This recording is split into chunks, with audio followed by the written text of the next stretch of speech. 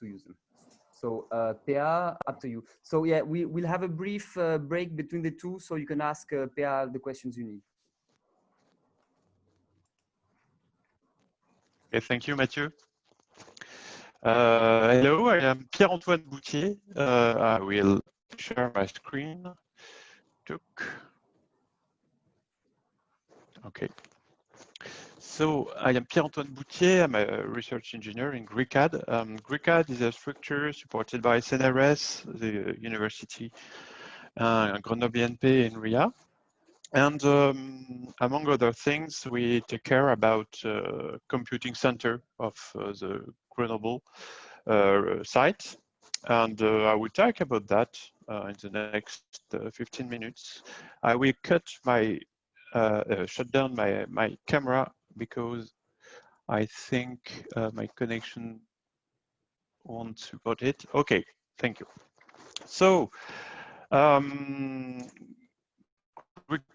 GRICAD in brief, very briefly, it's a picture, a rough picture of our infrastructures. We manage different things, HPC platforms, artificial intelligence nodes, cloud computing platforms, also space storage, and we provide also a GitLab platform. In fact, we provide different kind of services, mainly infrastructures and expertise for different fields. First, scientific and intensive computing, cloud computing, research data management, scientific software development, training and animation, and we do also audiovisual production. So to access to our services, it's freely accessible for all research community in Grenoble and to all the collaborators inside the Université Intégrée. For that, it was called UGA Ciment, and all their students also. We aim to pool and to rationalize the material and human resources within the Grenoble site concerning scientific computing and data research management. So now I won't enter into detail of all the service, but I will focus on computing resources that we provide. It's the main picture of our platform, computing platform. We have three main platforms, Froggy, Luke, and Dahu. I will detail them just after. Froggy is more historical. It's we are near of the end of life. Luke is a smaller platform, and Dahu is really the main current platform. We have two space storage, Betic, which is common to Luke and Dahu, and Mantis, which is common to the three platforms. All the platform and storage are linked through a computing grid. That's it for this slide. So we have several platforms for several needs. Froggy and Dahu cluster are more like knife tools. Many users do many things on this platform. High performance computing, high throughput computing, data analysis, artificial intelligence and visualization and so on. Luke is more oriented for non-standard computing nodes in terms of hardware architectures. High throughput computing and data analysis may be done with the computing grid called SIGGRI. And also, I want to mention here Nova, which is another platform a bit different, which delivers virtual machine on demand, including virtual machines that have GPU, for example. So it's really a good platform to develop code and test. And as I already said, we have high performance and capacity storage. So in more detail, we have Froggy, here the main point is we have different nodes on this machine. We have classical HPC nodes, many core, etc. We have a fat node for those who need a lot of memory. We have all GPU nodes for development. We have visualization nodes, and we have big shared loot scratch storage.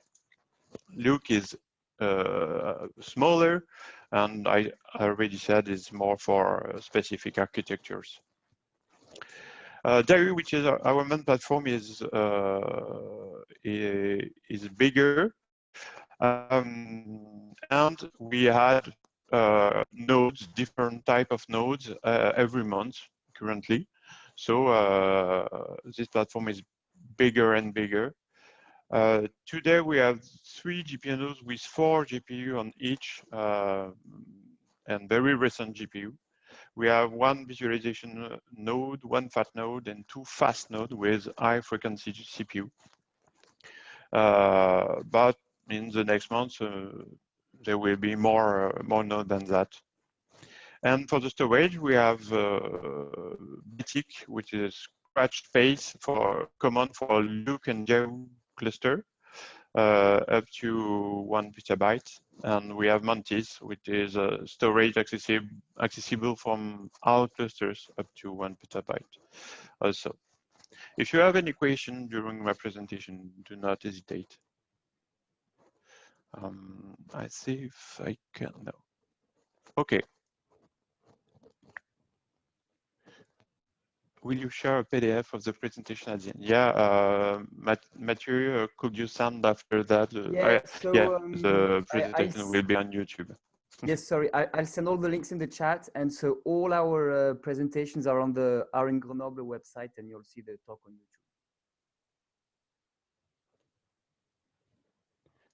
YouTube. Okay, including the PDF. If I send you the PDF. Yes, yes. Okay. Don't worry about the chat, Pia. I'll take care of it. Thanks. Okay. So to access to the computing resource, you have a web portal.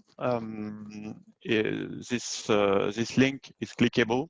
So when you will have the presentation, you can click it. And to access to our resource on this portal, you create an account. You join an existing project, or if you are a permanent researcher, you can create a project. And then you access to the machine. The prerequisites are being familiar with Linux commands, and you can learn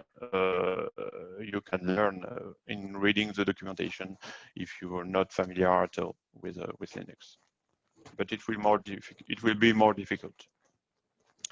So how to install your software environment on our clusters, Air, for example. We provide 2 package manager. Why 2? I won't entering into the details here, but trust us. They are in user space for those who are familiar with Ubuntu or Debian and who knows apt get installed.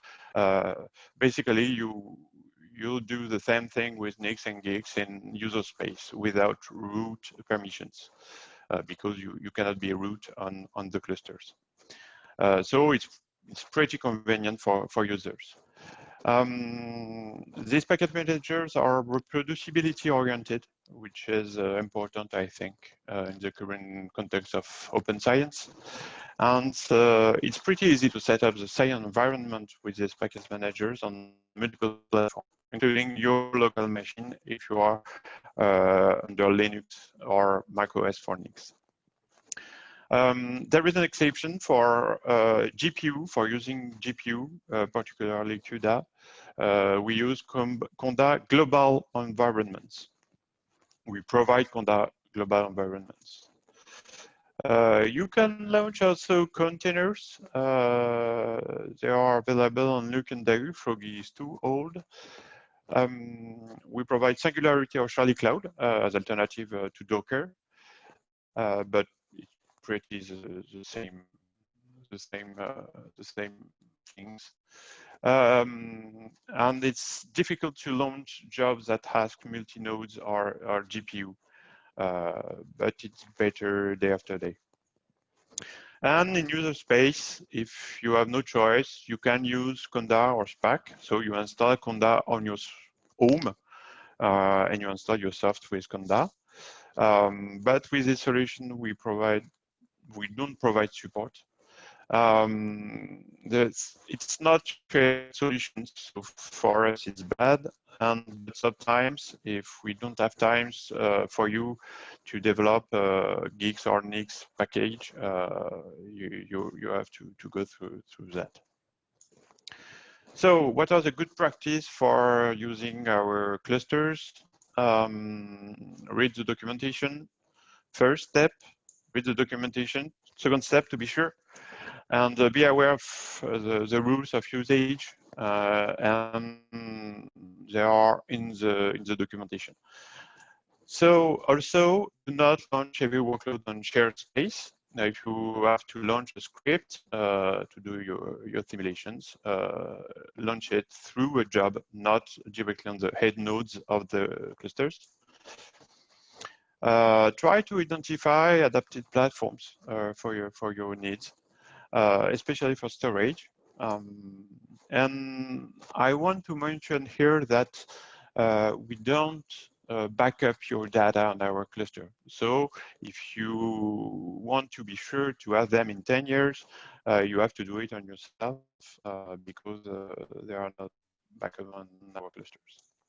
And if you have any question about what is the most adapted platform for my needs, how can I launch a job, I don't understand the documentation, etc., do not hesitate to contact us. And here, some useful links, for example, to contact us. You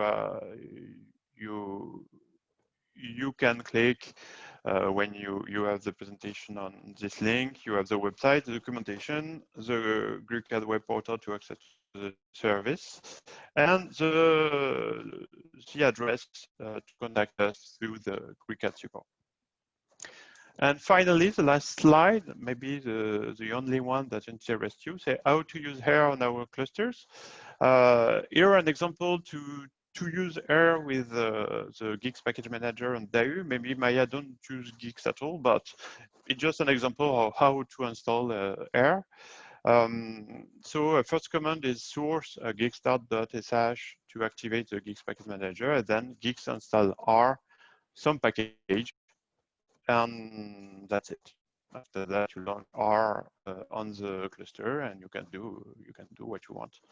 If your R package you don't have the name in the Geeks repository, you can search it, and it's pretty easy for R package for the most of R package for us to import it in Geeks. It's pretty easy and quick for us. So do not hesitate if your package is not in the Geeks repository to ask us to import it. Many thanks for your attention. Thank you, Pierre. So does anyone have any question before we go to the next presentation? Maya, the question, yeah. In fact, to install R package with Geeks, you always add R I don't remember the name Dash. of this command. Dash. Yeah, thank you. Yeah. Other question from Mayel. Can we use dev packages from GitHub with a specific version? Yes. In fact, if you want to use our development package with Geeks, you have to write the Geeks expression of the package, but you can use a specific version using GitHub Hash to do this, and we can help you to write that. Okay, any more questions?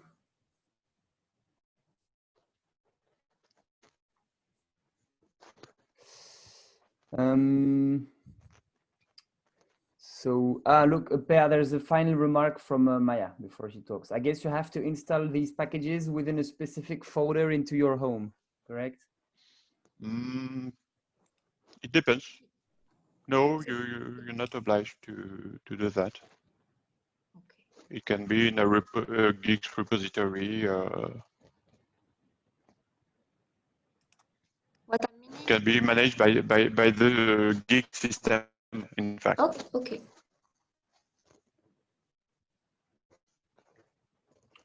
Okay, so unless we have any other question, I think we can switch. Jan has another question.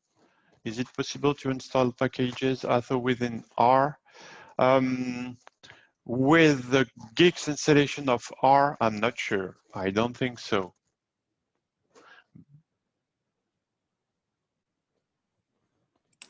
With Nix, you can. With Nix you can, maybe with Geeks also you can. But with Nix it's very similar. Okay. Nix and Geeks. Is it possible to install Stan or AirStan? I don't know. I'm not a R expert. RStan, I think I tried, but I don't remember if it was before Nix or not. In fact, this question is just those packages exist in Geeks or in Geeks or Nix or not. If yes, you can install them very quickly. If not, you have to develop or ask us to develop the package. But it might take time. And so, sorry, which packages exist in Geeks or Nix and which don't? Where does that come from? You have, I can put the link in the chat for both. You have a web interface for Nix, for example. It's here. And for Geeks, it's here. Okay, thanks. So here, but on command line, you can search also. You can do Geek search, the package or a part of the name of the package, and you will see pretty quickly if the package exists or not. Okay, thanks. Okay, so I think we can switch, Maya. And then maybe if we have more questions, we can have them at the end. Thanks, Pierre, again. Thank you, Pierre. Thank you, Mathieu. So I will take my turn. So hi, everyone. I'm Maya. I'm an engineer working at the Alpine Ecology laboratory in Grenoble. And so I'm mostly doing modelization and data analysis, a lot with R.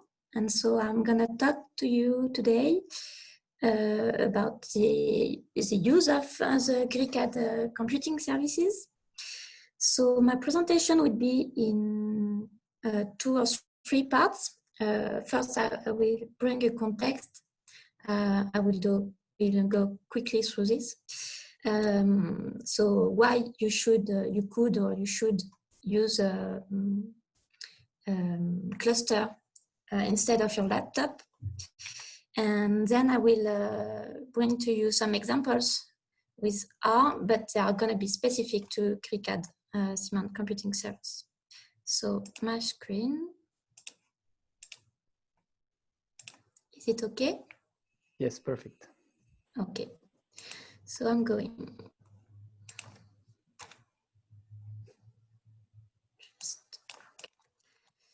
So present context, I guess you all know it. Is it that we have more and more data every year that are going to be available to analyze.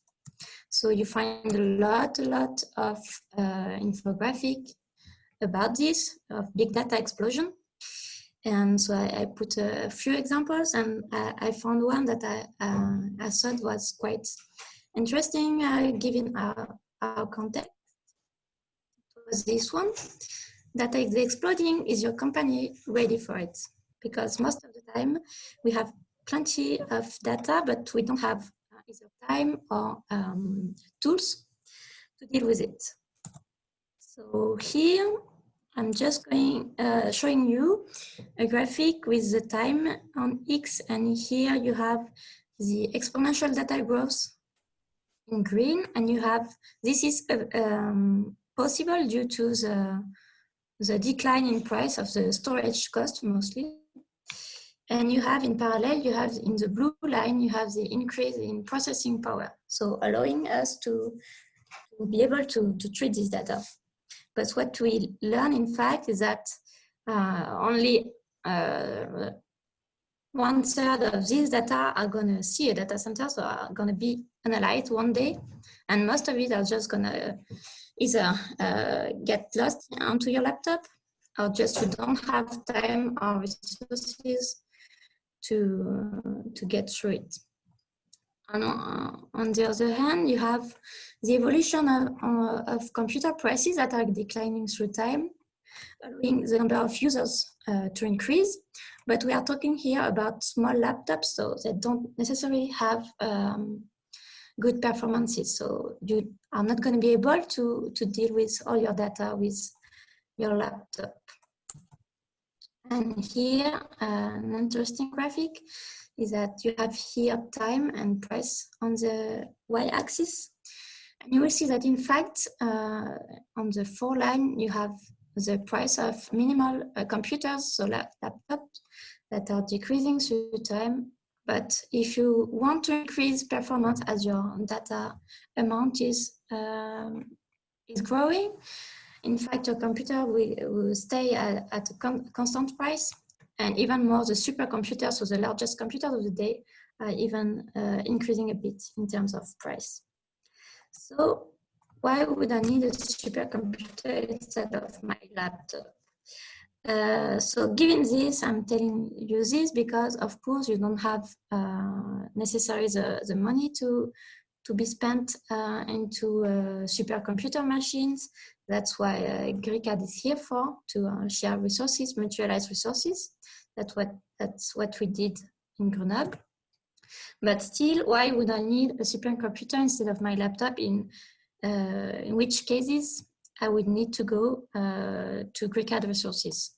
So here I'm going to show you small graphics. So this is often this is a bit annoying for users when I'm talking to them about this, because they don't really care why, and they don't understand why I'm talking about computer parts. But this is a prerequisite that is very important if you want to do some cluster calculations. You have to know exactly, well, it's very broad, how your machine is working and what resources it is using and why you could need more. So basically, your computer, you have 2 or 3 parts that are of interest for you. So the basic part is what we call a physical core. It's all the units that are gonna do the calculation or the computation onto your machine. All these cores are gathered together within what we call processors, central processing unit, CPU. And for often you have 1 or 2 CPU that are gathered together within a node, what we call a node.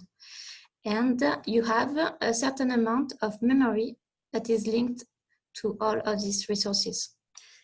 So for example, when you have a laptop is 1 node. You have 1 or 2 CPU, so processing units, what is gonna do the jobs. And you have a certain amount of memory depending on what you chose when you bought your machine.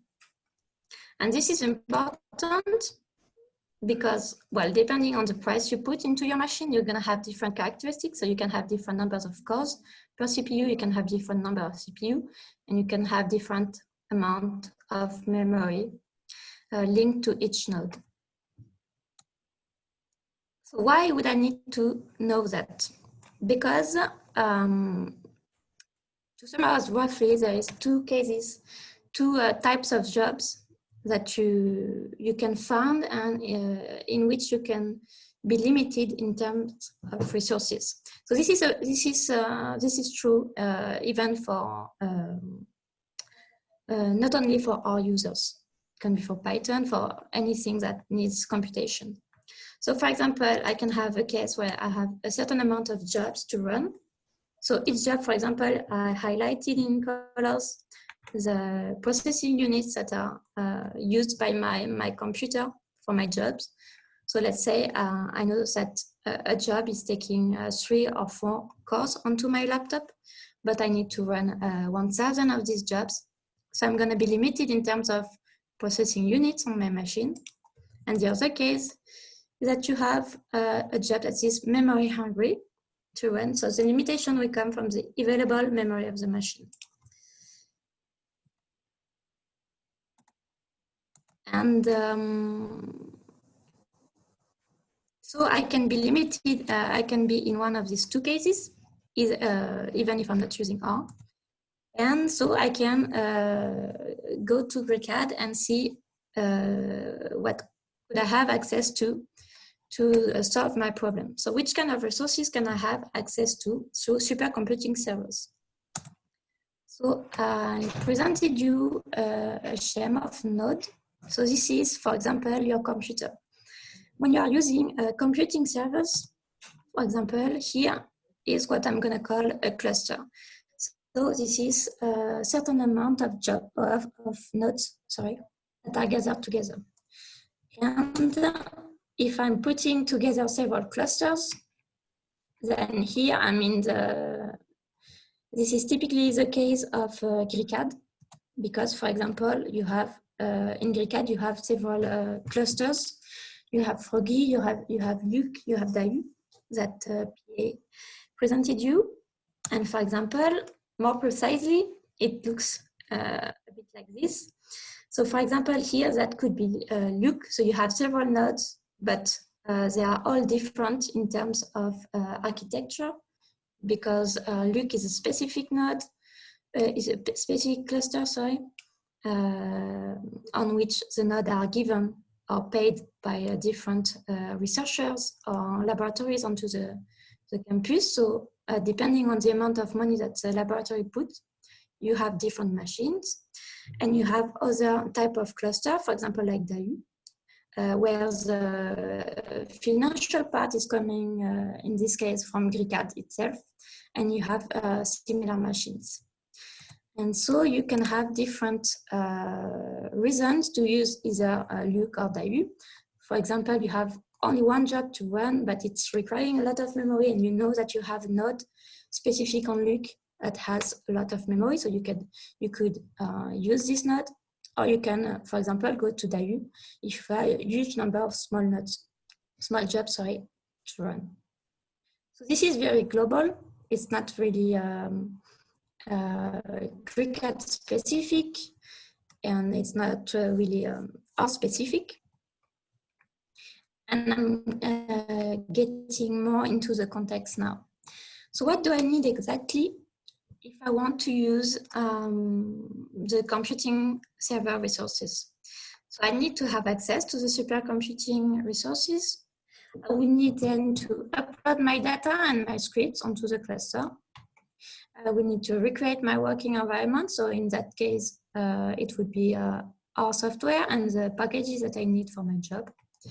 And I would need to define before the resources that I would need to run my job.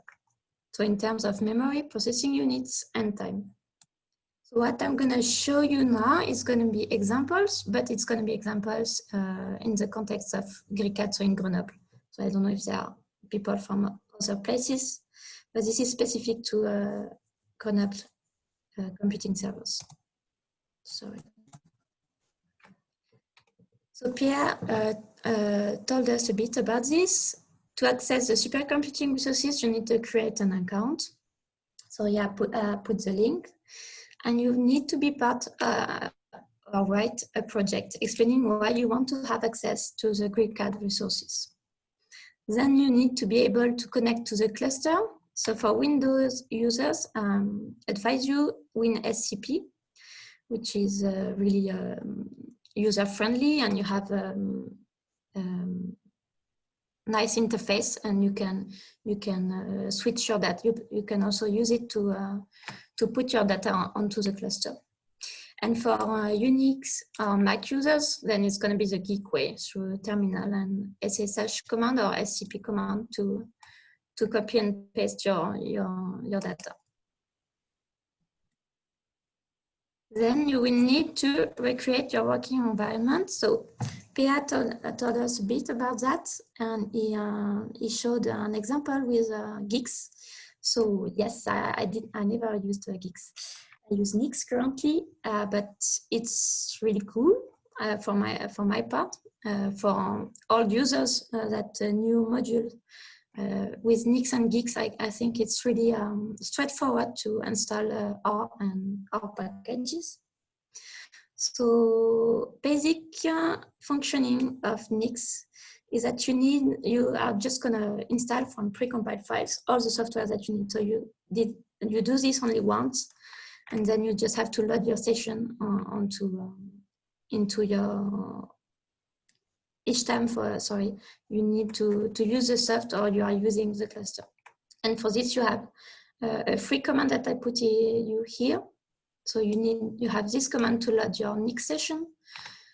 And then you have different commands, either to look for a specific software or to install the desired software.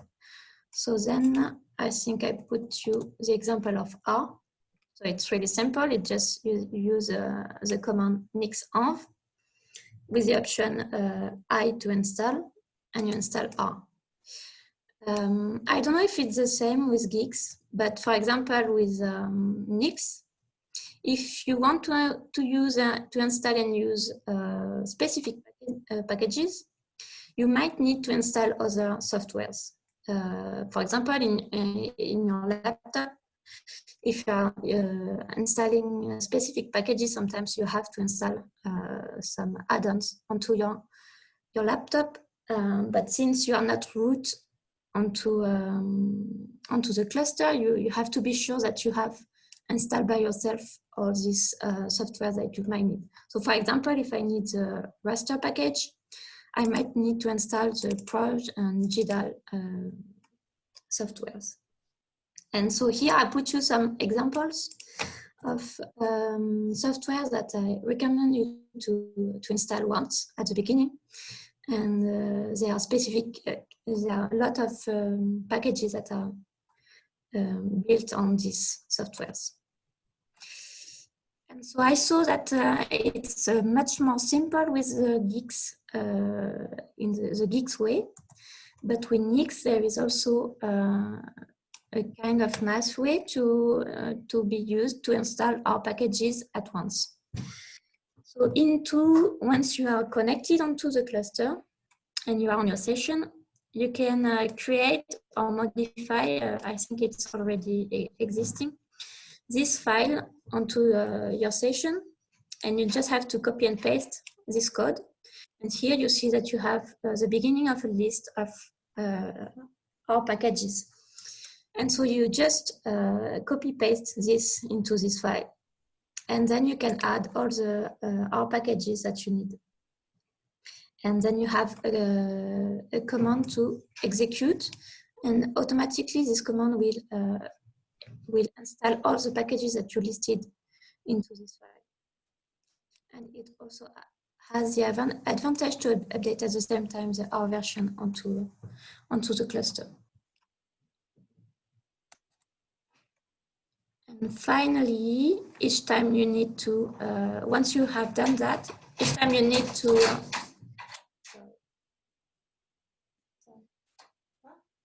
Désolée. Non, c'est pas grave. Il était fermé. Oui, mais parce que je n'ai pas la clé, je passe pas le bureau. Ah, vous passez par là. D'accord. Merci. Sorry.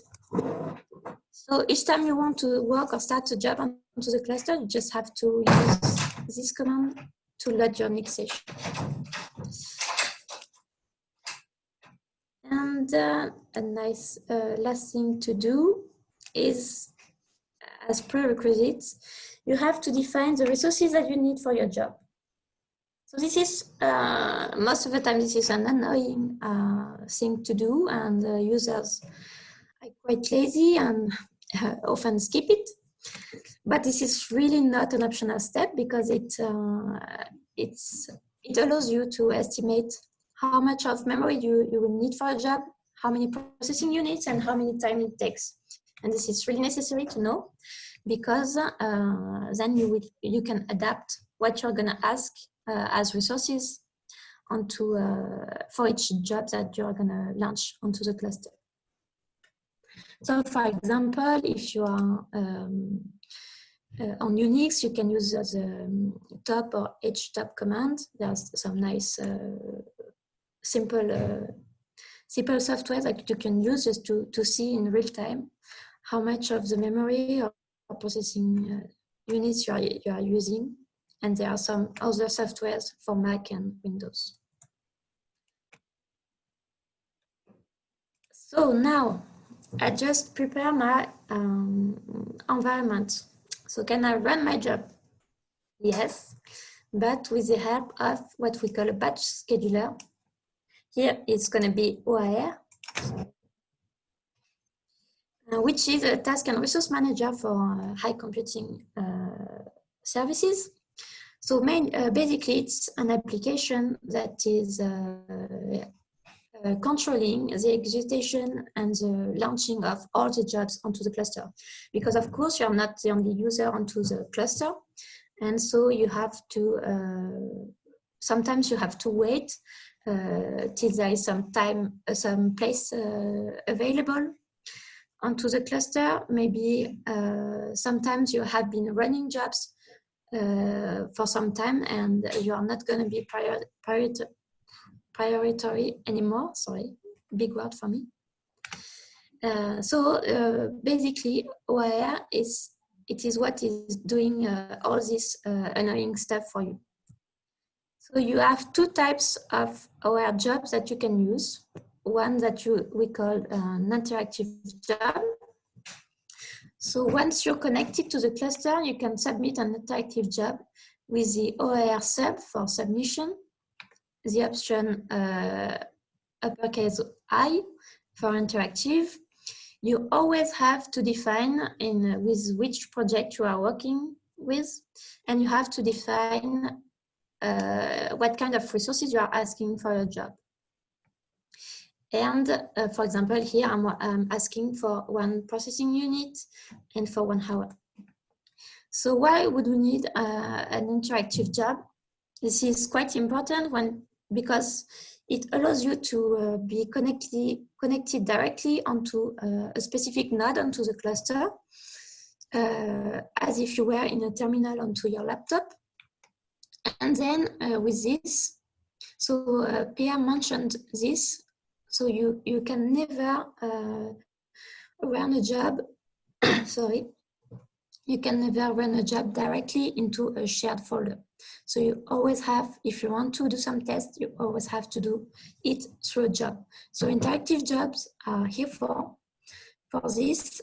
So you run an interactive job, you are assigned to a specific node or CPU, and you have you can do the test if your script is working, if you uploaded all the data that you need, and you install all the software that you need. And then once you're ready, you can run a passive job. This time, instead of I, you will need the S option for script. So OR submission of script, and then you will assign it to a specific type of file that here I'm calling .or, but it's not necessary, just for me to distinguish it between all my scripts. So what does it look like? So for example, this is my run script.or. So this is a bash script in which you will have OR instructions that you need. In black is some commands, and in red it's all the bash commands that I'm going to use. So this one you keep it always. Then I'm loading my environment. So if I installed R, it's going to load my my R environment and all my R packages that I installed onto the node that I would be assigned on. And then here it's what I want to do. This is my job. I really want to execute. So basically in bash command, I'm asking to execute the R script with this path.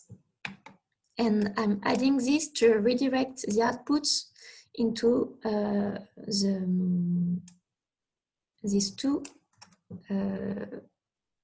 check files, let's say, that will allow you to follow the execution of your job if there are some errors or if you printed some outputs into your script. And just for the details, here you have some OR commands. So you have, and for the name of your job, you still have the project name that you need to give each time, and you have still the resources that you are asking for. So it's the same that the one that I put into the command line here, but instead they are into the script. And just I like to put at the end of my script in commands, I put in commands the commands that I can use to execute the script. So it can be of help. And there is a second way to run a passive job with OR. It's the same, but giving an array of parameters file. So I will show you an example just after, so maybe it's going to be more clear. Yeah. So for examples, this is just from a small context because you're not really going to see the script to do this. So as I'm working in laboratory of Alpine Ecology, I found two examples, one for one big job and one for a lot of small jobs that I could be confronted to, and that I would need GRICAD resources to help me with. So for example, for one big job, just climate downscaling is just refining maps of temperature and precipitation to higher resolution. It is just one big job because I'm running this over the whole apps, and then one map is 10 gigabytes. And so it's quite heavy for my laptop, plus doing some calculation with it. So I'm gonna need a lot of memory for this job.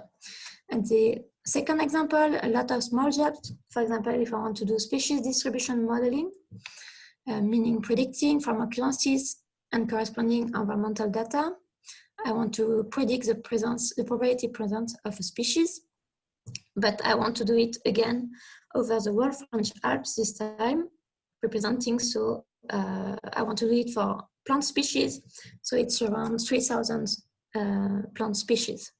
So I have 3,000 jobs that I want to do.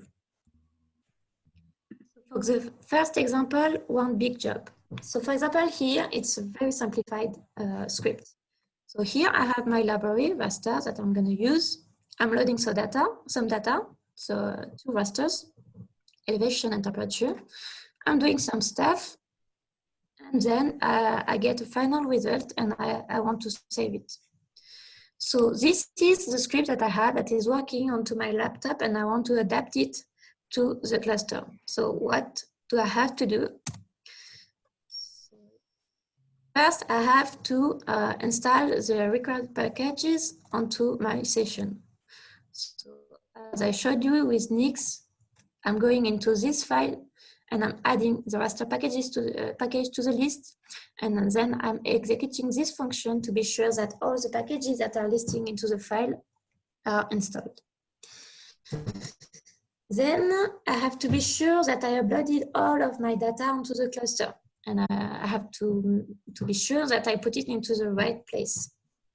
Because once I'm gonna run my job, I don't want to have relative paths that are incomplete or wrong into my script. So I advise you strongly to use only either absolute paths, and most of the time just no paths and no relative paths onto the inside the script, and just to define correctly your working directory at the beginning.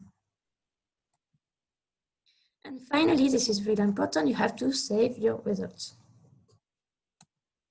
So if I have this one job to run, in fact, I don't need a lot of modification onto for using it onto the cluster.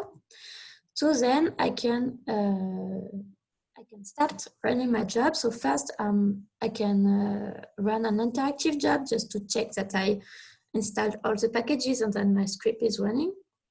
But otherwise, I can directly submit a passive job with the corresponding .or file in which I specified the right name of the R script that I want to execute. So this is the most simple example. Then I can move to the second example, which is for which I have a species list.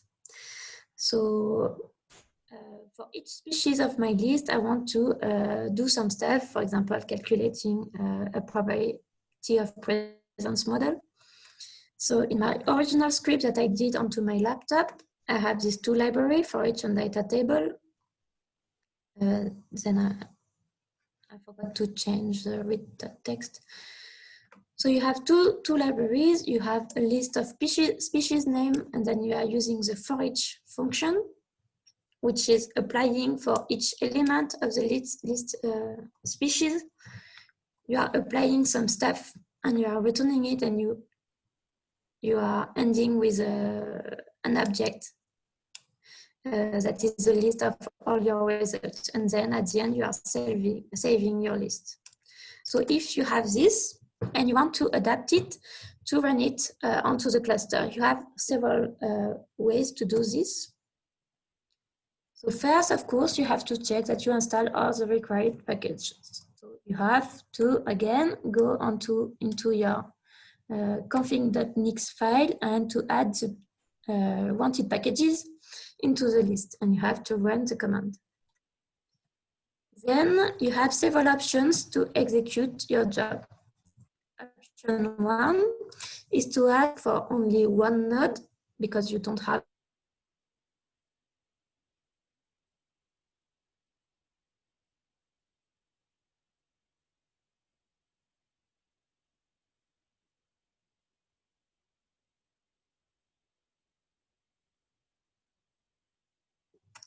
It's very convenient because you can then use the do parallel library for which you just have to load the library, register how many cores you want to use, and then you have just to change the percentage .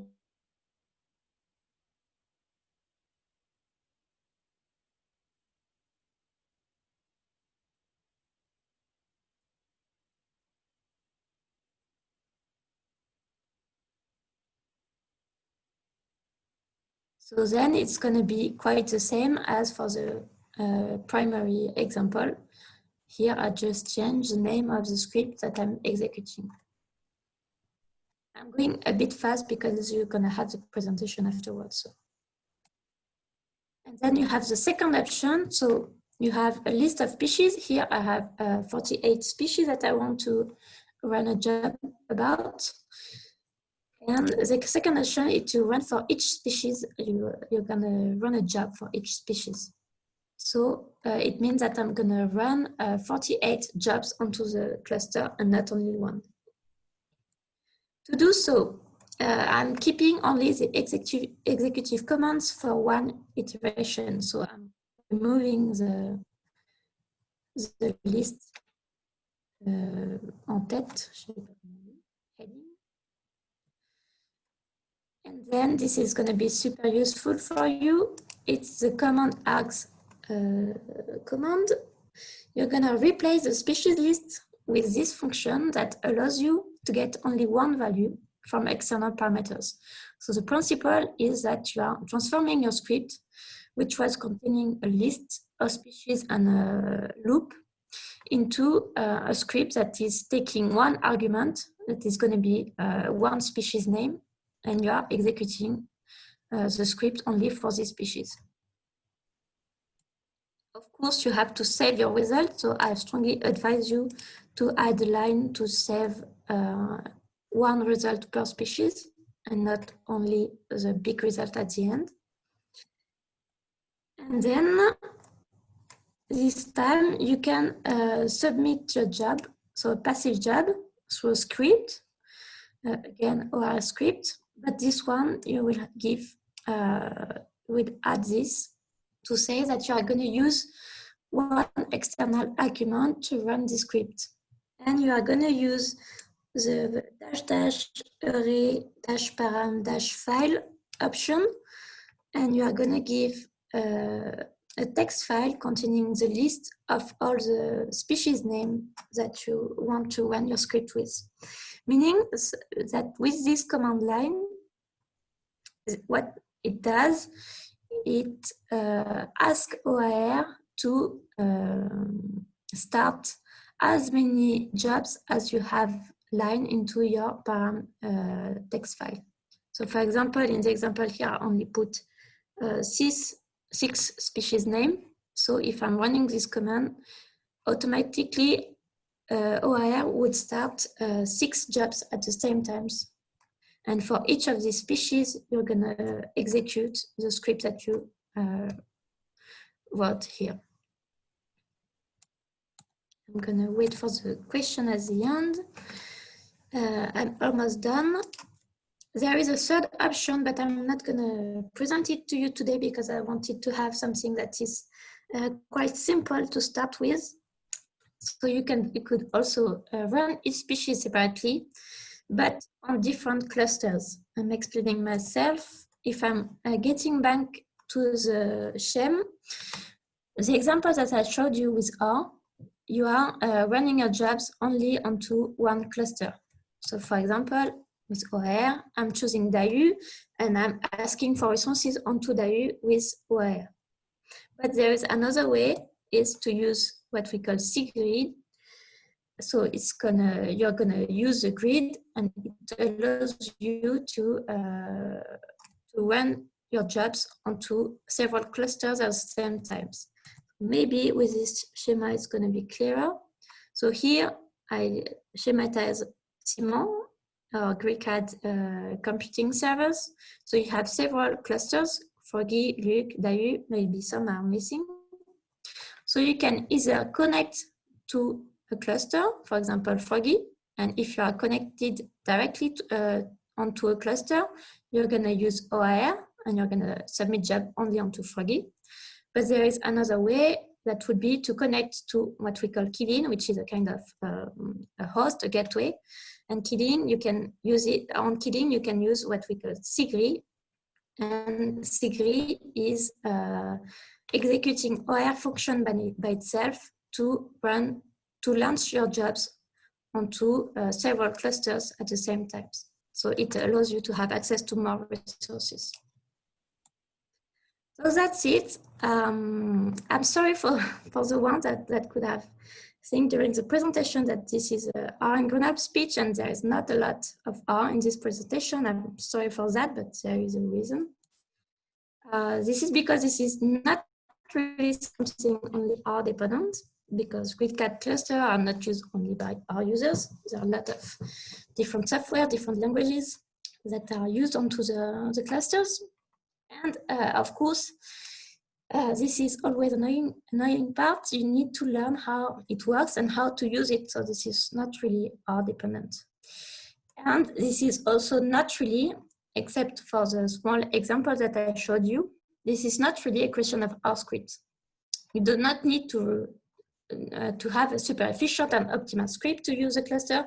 You just need to have a running script. Of course, it's better if it's optimized and efficient, but if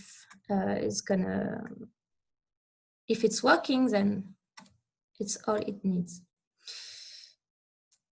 And I have a last slide, which is about advantages and drawbacks. So advantages is you have access with a cluster to bigger resources, of course, and you don't need to buy yourself a super machine, and you don't have to take care of it because GRICAD engineers are doing it for you.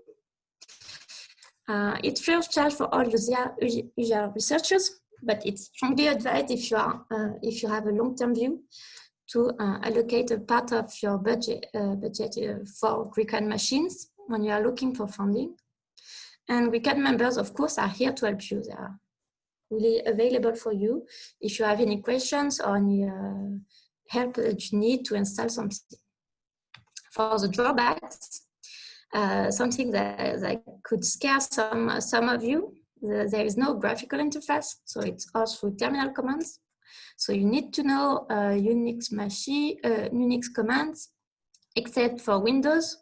You have the WinSCP interface that is quite nice, but it's only to load your data on it. So maybe it's less the case now with Nix and Geeks, but sometimes you have some software and packages versions that are not available, or they are hard to install onto the cluster by itself. So that could be annoying, but of course, again, you can ask for help to GRICAD.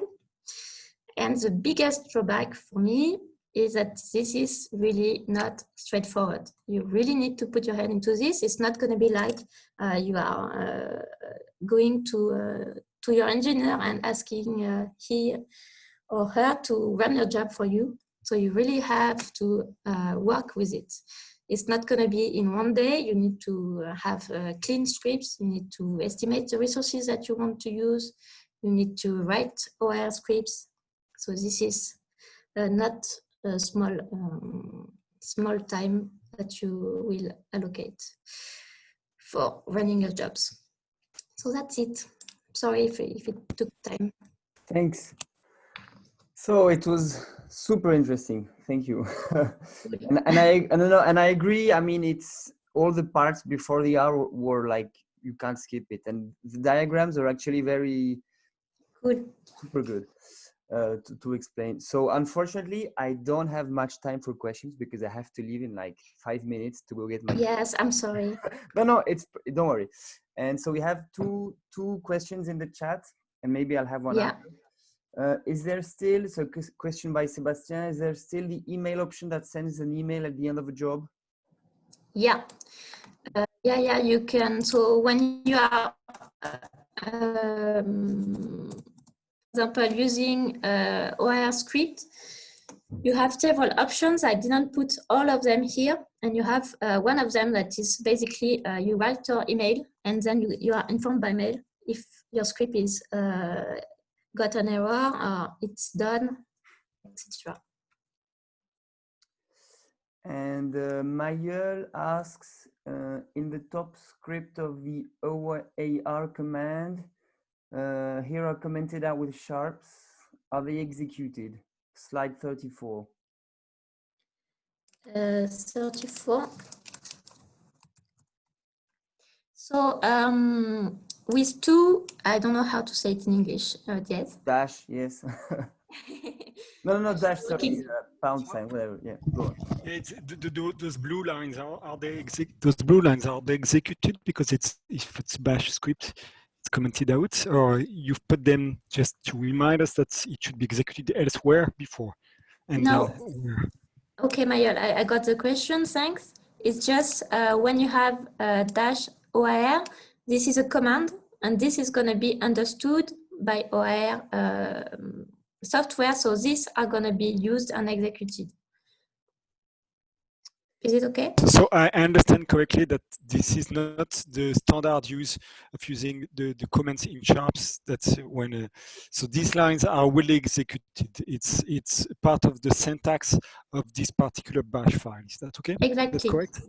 Yeah, it is. So I had a question. So this was specific to the UGA servers, right? So what is specific to the servers and will be different elsewhere from what you showed us? Yeah, so that's why I wanted to do the first part, the presentation of context and a presentation of for example, of structure of nodes and clusters, because even if you're not going to have the same resources onto another servers, it's going to be the same principle. But for example, all the creation of account and connecting to the cluster, I don't know if this is specific to GRICAD, and plus GRICAD is using OAR to submit jobs, and maybe Florent or Violaine, if she's still here, know better, but this is not always the case. This is specific to Okay. Okay, thanks. So does anyone have a question before we close the session? Yeah, there was one question earlier by PA. His question was about the dependencies on Nix. So is that true that on Nix, when you install the different packages, the dependencies are not installed? You have to seek for them yourself? So with Nix, if you install through the script here, I never had problems before. If the package is in the list, usually you get it installed correctly, except if it's missing a software, then you need to install the software. You need to install the software, for example, here with the nix env command.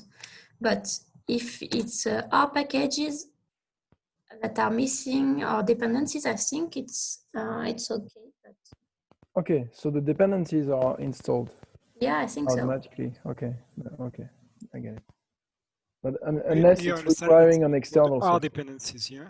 So if, for example, you need a GDAL executable outside of R, then you still need to manage that yourself, Yeah, obviously. Yeah. yeah. Unless it's something outside of R. Yeah. Okay. Merci, Maya. De rien, Seb. Okay, I think we're good.